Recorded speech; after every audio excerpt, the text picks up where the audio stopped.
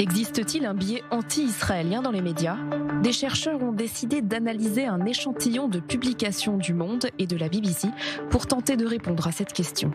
Pour Le Monde, c'est le groupe de recherche Hadar, argumentation, rhétorique et analyse du discours de l'Université de Tel Aviv, qui s'est penché sur près de 200 articles sur une période allant du 7 octobre 2023 au 30 avril 2025, ainsi que sur une centaine de messages sur le compte X du journal et l'ensemble des textes signés par Benjamin Barth, le responsable Moyen-Orient.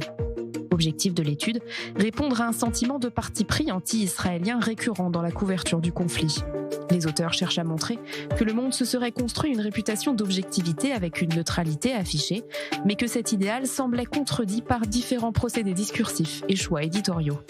Le 13 octobre, la une du Monde s'intitule « Israël, les otages, dernière arme du Hamas », un titre qui sonne comme une stratégie de dernier recours. Pour les auteurs de l'étude, c'est ici le Hamas qui est présenté comme une victime. On observe une dynamique visant à attirer l'attention sur les risques d'un crime de guerre. Non pas à propos de l'attaque du 7 octobre, mais des conséquences potentielles de la formation d'un cabinet de guerre israélien. Autre exemple, sur le site du journal, le 9 octobre 2023, soit seulement 2 jours après les massacres, les terroristes du Hamas sont qualifiés de militants.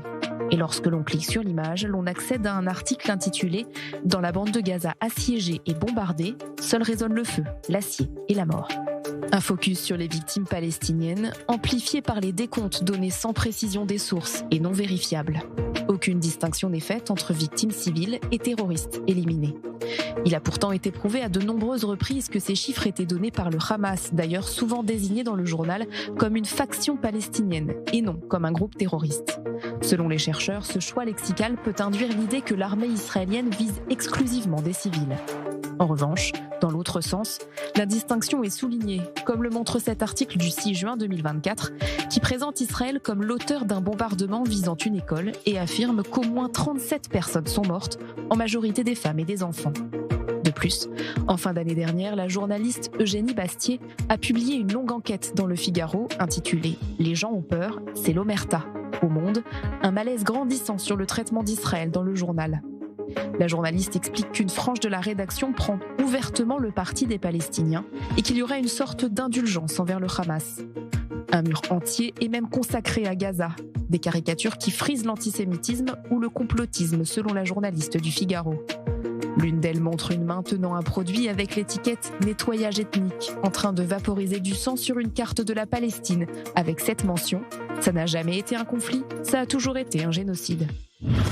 Outre-Manche, les publications de la BBC ont elles aussi été examinées. Un rapport publié par le Télégraphe révèle qu'une grande partie des reportages serait particulièrement biaisée.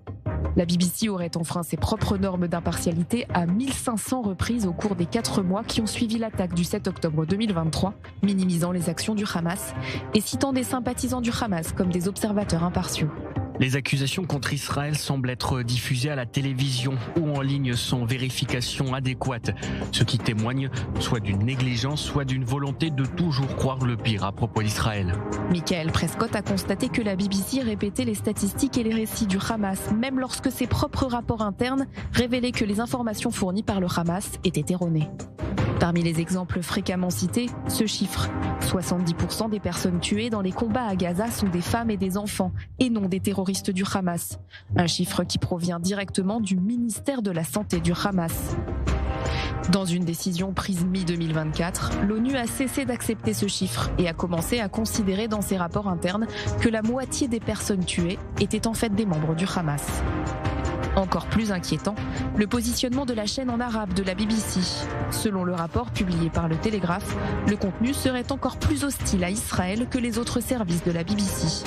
De plus, certains des commentateurs les plus populaires de la BBC en arabe publient ouvertement des commentaires antisémites sur les réseaux sociaux.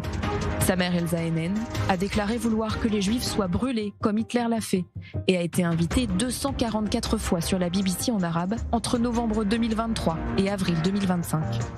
Autre invité, Ahmed Alaga a déclaré que les Israéliens ne sont pas des êtres humains et a qualifié les Juifs de démons. Il a été invité 522 fois sur la chaîne au cours de la même période. À une époque où la défiance envers les médias ne fait qu'augmenter, beaucoup estiment que ces publications, considérées comme biaisées, tendent à la désinformation.